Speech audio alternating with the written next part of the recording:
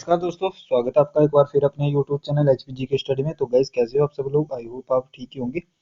तो गाइज आज आपको बता देते हैं कि आज आपके लिए जो है हम फर्स्ट एड के जो इंपॉर्टेंट क्वेश्चन आज फर्स्ट एड के आज बिल्कुल बेसिक से हम डिस्कस करेंगे। तो ये मैंने जो ऑफिशियल आपकी वेबसाइट है वहाँ से निकाला हुआ है। तो ये आपकी जो आपको पहले बता देते हैं कि आज हम ये भारतीय प्राथमिक जो चिकित्सा पुस्तिका है यानी कि फर्स्ट एड मैनुअल है वहाँ से हम इसको डिस्कस करेंगे। तो आइए देखते हैं कि इसमें क्या क्या आपको बताया गया है। तो यानी कि आपको जो इसमें पढ़ना पड़ेगा, यानी कि पहले इसमें जो इम्पोर्टेंट है हमारे पास जो प्राथमिक चिकित्सा के उद्देश्य पढ़ना पड़ेगा, ठीक है। और इसमें प्रदाता बताया गया है। बाकी आपको इसमें जो Indian good sanitary production guideline के बारे में पता होना चाहिए, उपचार करने के दायित्व पता होने चाहिए, जरूरतमंद व्यक्ति की सहमति के बारे में पता होना चाहिए आपको। तो इस बारे में हम पढ़ेंगे। तो ये सारा आपके लिए इंपॉर्टेंट है यहाँ पे पढ़ना। जैसे श्वसन तंत्र के और श्वसन के बारे में, रेस्पिरेशन सिस्टम, पेशियों और क्रियाविधि के बारे में हम इसको पढ़ना पड़ेगा। तो डेली आपके लिए जो 2 या 3 कंसेप्ट जो क्लियर कर दिए जाएंगे। तो यहाँ से आपको जो जितने भी क्वेश्चन बनेंगे, जितने भी एग्जाम में क्वेश्चन बनेंगे, वो आप सभी के लिए इंपॉर्टेंट बनते हुए जाएंगे और आप उनको पेपरों में जल्दी से करेंगे, ठीक है। तो सांस ना चलना, सांस लेने की दिक्कत महसूस करना, इसमें क्या करेंगे आप? तो ये आपसे पूछे जाते हैं ऐसे ऐसे क्वेश्चन, ठीक है। यानी कि जब पीड़ित व्यक्ति को सांस ना चल रही हो, तो पीड़ित व्यक्ति सामान्य सांस ना ले रहा हो, तो क्या हमें क्या करना चाहिए? तो ये सारे क्वेश्चन हम डिस्कस करेंगे। यानी देखो इसमें लिखा है किसी डूबते व्यक्ति को स्वास्थ्य केंद्र कब भेजें। तो ये सारे क्वेश्चन आपको जो आपको बताएंगे, ठीक है। तो पहले तो इसको जो है यहाँ पे एयरप्लेन मोड पे डाल देते हैं जिससे दिक्कत ना आए, ठीक है। तो गाइज ये आइए इसको डिस्कस करते हैं ज़्यादा टाइम वेस्ट ना करते हुए, क्योंकि इसमें सारा आपको बताने लगा तो आपको बहुत इसमें सिलेबस है। आपके लिए सब कुछ लेके आए हैं, बस आपको जो है चैनल से जुड़े रहना और चैनल को सब्सक्राइब करते हुए अपने दोस्तों के साथ जरूर शेयर करना है, ठीक है। तो आइए आज हम डिस्कस करते हैं। आज हम फर्स्ट डिस्कस करेंगे प्राथमिक उपचार से रिलेटेड, ठीक है। यहाँ पे नीचे पहुंच गए हम, ठीक है गाइज। तो वेट करने के तब तक वीडियो को लाइक कर दीजिएगा गाइज। नेक्स्ट हम डिस्कस करते हैं, ये इसके अपडेट के बारे में है। तो ये गाइज यहाँ से अब हम जो यहाँ से हमारा जो स्टार्ट हो जाता है। तो यहाँ से हम स्टार्ट करेंगे, यानी प्राथमिक चिकित्सा के आधारभूत तकनीकें। तो प्राथमिक चिकित्सा यानी कि फर्स्ट एड, प्राथमिक चिकित्सा को कहते हैं फर्स्ट एड, यानी कि कंफ्यूज मत हो ना फर्स्ट एड में और प्राथमिक चिकित्सा, तो फर्स्ट एड को ही बोलते हैं। तो उसका उद्देश्य क्या होता है और इसकी विधि क्या होती है, यानी कि इसका निपटाना कैसे चाहिए, और पुनर्जीवन यानी कि बेसिक सीपीआर, ठीक है। और स्वास्थ्य लाभ की स्थिति और एडी से चोटी तक की सुरक्षा कला, और इसमें ये सारा आपको पढ़ाया जाएगा। तो आइए फर्स्ट हम डिस्कस करते हैं प्राथमिक चिकित्सा के उद्देश्य, ठीक है गाइस। प्राथमिक चिकित्सा के उसे यानी कि दुर्घटना में किसी आहत व्यक्ति तथा बीमार व्यक्ति को किसी चोट लगने अथवा अचानक बीमार पड़ने पर एम्बुलेंस आने से पहले, किसी योग्य परिचिकित्सक या चिकित्सक से आने से पहले, या किसी ऐसे स्थान पर पहुंचाने से पहले जहां पेशेवर चिकित्सा उपचार मुहैया कराया जा सकता है, प्रदान कराई गई सहायता को प्राथमिक चिकित्सा कहा जाता है।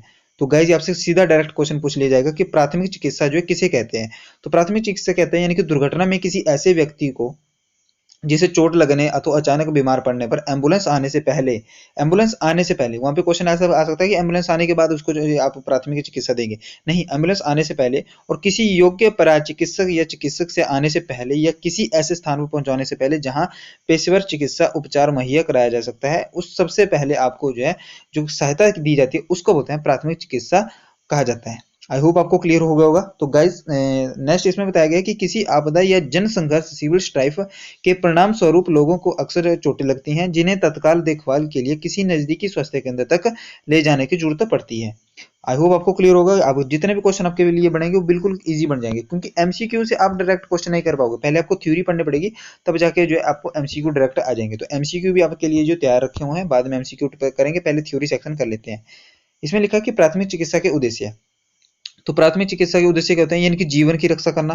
आपको आ जाएगा कि प्राथमिक चिकित्सा के उद्देश्य क्या क्या होते हैं। तो जीवन की रक्षा करना होता है, किसी व्यक्ति की बीमारी को हालात का बदतर होने से बचाना, यानी कि आपको पता है कि इसकी बीमारी से हालत बदतर होने से आपको कैसे उसको बचा सकते हैं, तो उसको प्राथमिक चिकित्सा के उद्देश्य होते हैं। स्वास्थ्य लाभ संवर्धन करना और पीड़ित और निकटतम स्वास्थ्य केंद्र ले जाने के लिए सुरक्षित वाहन सुनिश्चित करने की सहायता करना।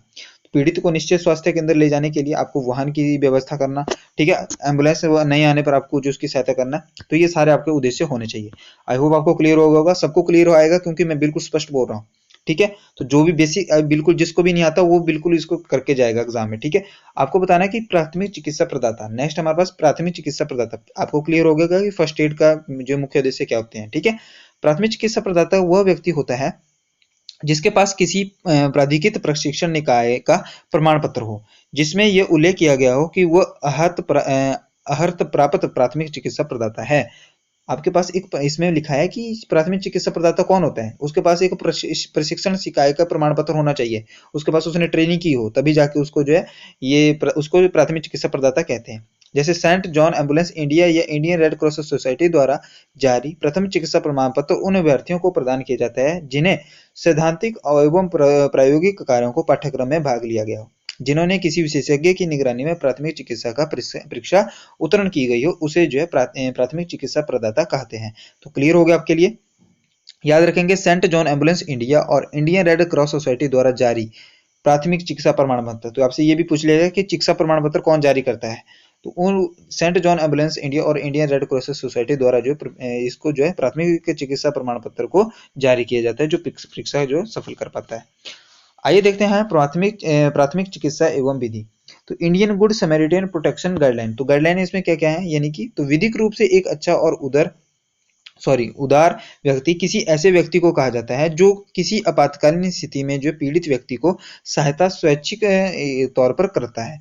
ठीक है, तो सड़क परिवहन एवं राजमार्ग मंत्रालय ने मई 2015 को भारत के राजपत्र the Indian good Samaritan and by standards protection guideline प्रकाशित की थी, जिसमें दिनांक 12 मई 2015 को अधिसूचना संख्या, या आपकी अधिसूचना संख्या हमारे लिए इंपॉर्टेंट नहीं है, इन दिशा निर्देशों की अनुपालना उदार व्यक्तियों की रक्षा करने के लिए अस्पतालों, पुलिस और अन्य प्राधिकारियों द्वारा जो है किया जाना अपेक्षित है।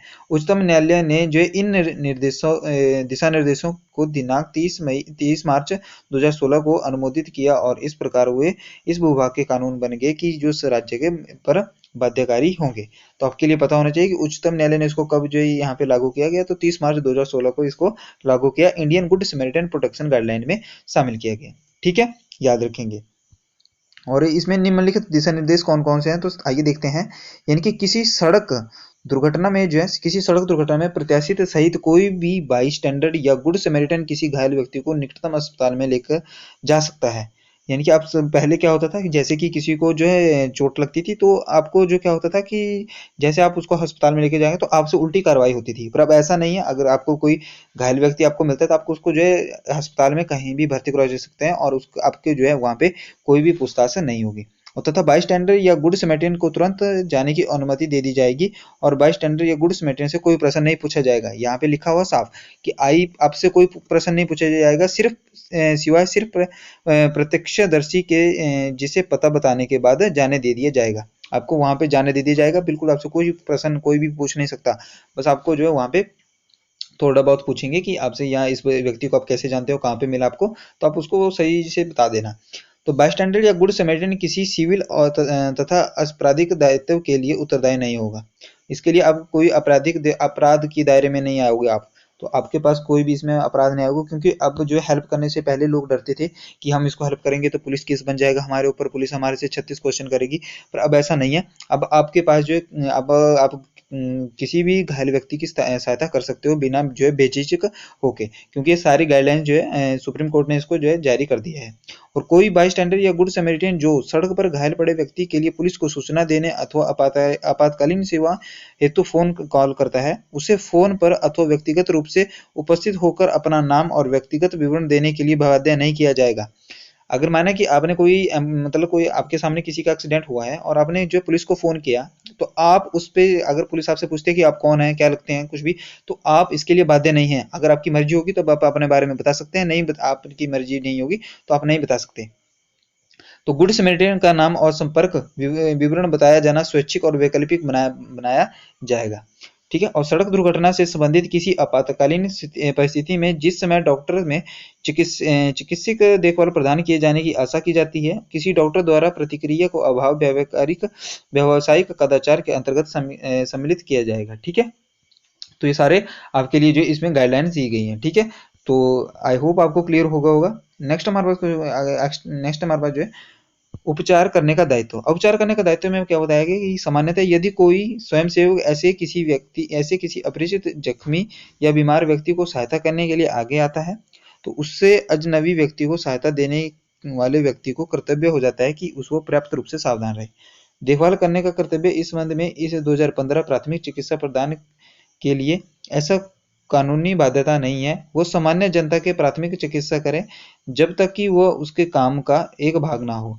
कार्यस्थलों पर प्राथमिक चिकित्सा अधिकारियों अथवा और विद्यालयों के अध्यापकों का यह कर्तव्य है कि प्राथमिक चिकित्सा करें, कि वो प्राथमिक चिकित्सा करें। ठीक है, जैसे कोई प्राथमिक चिकित्सा प्रदाता प्राथमिक चिकित्सा करना प्रारंभ करता है, वैसे ही उसकी देख रेख करना उनका कर्तव्य बन जाता है तथा प्राथमिक चिकित्सा प्रदाता का ये दायित्व हो जाता है कि चिकित्सा प्रदान करने के अपने इस कर्तव्य को पूरा करें।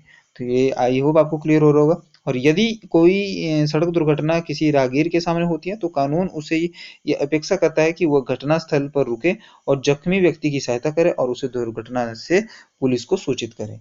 ठीक है, तो आपका ये फर्ज बनता है। तो आपसे क्वेश्चन ये भी पूछा जा सकता है कि ऐसा क्वेश्चन आएगा बिल्कुल इजी, जैसे कि अगर माना कि दुर्घटना पे जो है किसी राहगीर की आपके सामने जो है एक्सीडेंट हो जाता है, तो क्या आप उसकी हेल्प करेंगे या नहीं करेंगे, या घटनास्थल पे जो है आप वहां से भाग जाएंगे? तो ऐसा क्वेश्चन आपसे पूछा जाएगा। ठीक है, तो आपका वहां पे मेंटलिटी चेक होगी कि आप क्या करोगे।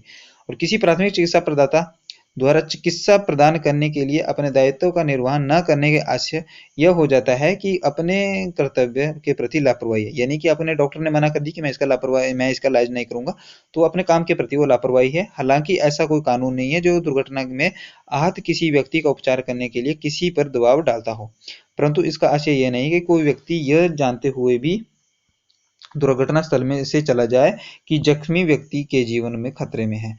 तो ऐसा भी नहीं है कि जीवन में जो खतरे में है तो आप वहां से भाग जाएं। किसी अन्य को जैसे पुलिस या आपातकालीन सेवाओं को दुर्घटना से सूचना दें आप। ठीक है, और दुर्घटना स्थल के आसपास के क्षेत्र अपने लिए और औरों के लिए पीड़ित व्यक्तियों के लिए सुरक्षित कर लें।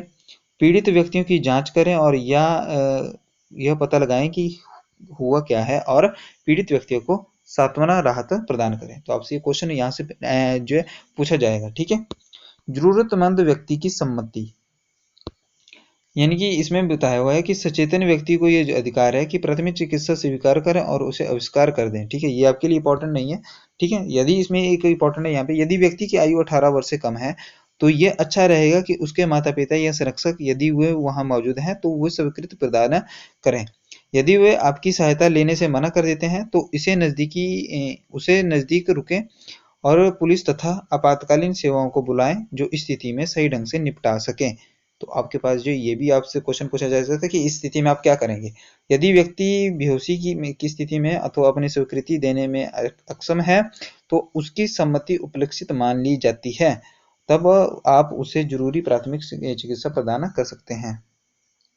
ठीक है, तो ये आपके लिए जो, और गोपनीयता में क्या रखा जाता है, गोपनीयता देख लेते हैं। प्राथमिक चिकित्सा की हर स्थिति में प्राथमिक चिकित्सा प्रदाता उस व्यक्ति को निजता बनाए रखने में सहायता करेगा। इसका मतलब यह है कि भीड़ को उस व्यक्ति से दूर रहने को कहा जाएगा, भीड़ से, और एक पर्दा बनाएगा जिसे शरीर के खुले अंग को कब्र या चादर आदि उपलब्ध किराए से ढका जा सकता है। ठीक है, तो ये सारी चीजें करे जा सकते हैं। नेक्स्ट हम जो इसमें देख लेते हैं किसी आपात स्थिति से निपटना। तो कैसे निपटा जा सकता है, उस क्षेत्र को सुरक्षित बनाए रखा जा सकता है और पीड़ित व्यक्तियों की स्थिति को आंकलन करें, सहायता की मांग करें, प्राथमिक चिकित्सा करें। ठीक है, तो गाइस नेक्स्ट कंसेप्ट को हम नेक्स्ट वीडियो में डिस्कस करेंगे। तो बाकी वीडियो को जो है अगले वीडियो में देखेंगे। तो जय हिंद, धन्यवाद। यहाँ पे वीडियो समाप्त करते हैं।